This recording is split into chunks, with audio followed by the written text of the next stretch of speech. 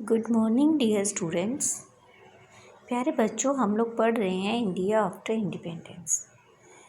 तो इसमें हम लोगों ने कल पढ़ा था कि आज़ादी मिलने के बाद कांग्रेस ने ये वादा किया था कि वो लिंग्विस्टिक जो है वो प्रोविंसेस बनाएगी, यानी कि जिस क्षेत्र में जिस हद तक जो लैंग्वेज बोली जाती है वहाँ पर वो सीमा रेखा बना के उसको उस प्रोविंस को अलग करेंगे। इस तरीके से जो ओडिया बोलने वाले थे उसकी सीमा रेखा अलग बना दी गई, कन्नड़ वालों की अलग, तमिल वालों की अलग, असम बोलने वालों की अलग। तो इस तरीके से सीमा रेखा बनाई गई और जो प्रोविंसेस थी वो बनाई गई। फिर पंजाब और हरियाणा को भी किया गया, जो जहाँ पर सबसे ज़्यादा हिंदी बोली जाती थी उन क्षेत्रों का भी विभाजन किया गया। आज हम लोग पढ़ेंगे planning for development.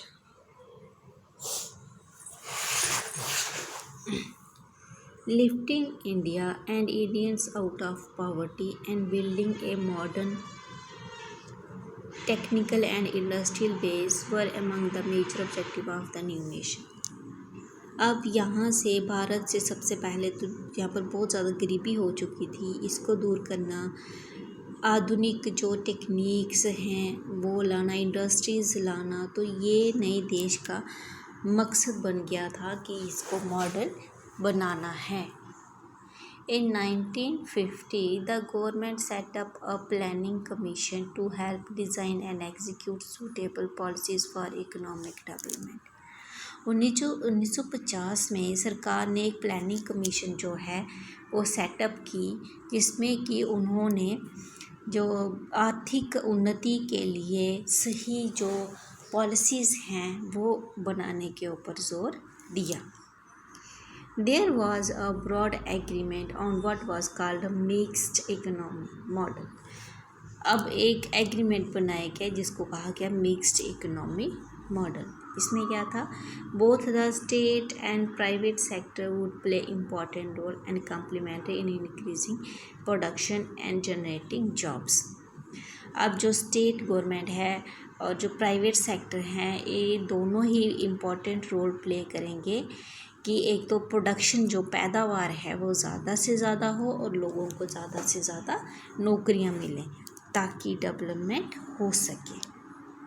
What specifically these roles were to be, which industries should be initiated by the state and by which market, how to achieve a balance between the different regions and states was to be defined by the planning commission.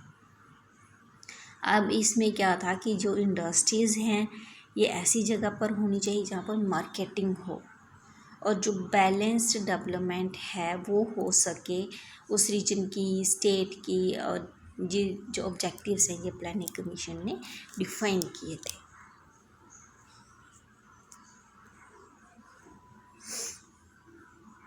In 1956 the second 5-year plan was formulated.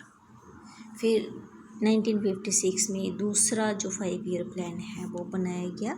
उसमें क्या था? This focused strongly on the development of heavy industries such as steel. इसमें जो industries थी मतलब बड़ी बड़ी industries थी, जैसे स्टील इंडस्ट्रीज़ थी, इसके ऊपर डेवलपमेंट करने के लिए ज़ोर दिया गया। And on the building of large dams, और बड़े बड़े डैम बनाने के लिए कहा गया। These sectors would be under the control of state. ये जो सेक्टर्स थे ये स्टेट के कंट्रोल में थे।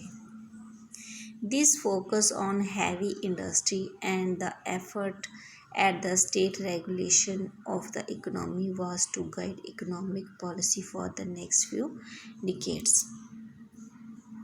अब इस चीज़ ने ये जो आर्थिक डेवलपमेंट के लिए बहुत बड़ा जो कदम था इसके लिए उठाया जा रहा था और इसके लिए जो गाइडेंस थी वो आगे क्या पॉलिसी रखनी चाहिए वो दी जा रही थी।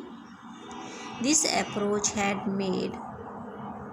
Had many strong supporters. अब इसके लिए बहुत बड़े बड़े स्ट्रॉन्ग सपोर्टर्स आए थे, लेकिन बहुत सारे क्रिटिक भी आए थे, यानी कि इसको क्रिटिसाइज़ करने वाले भी थे। ठीक है।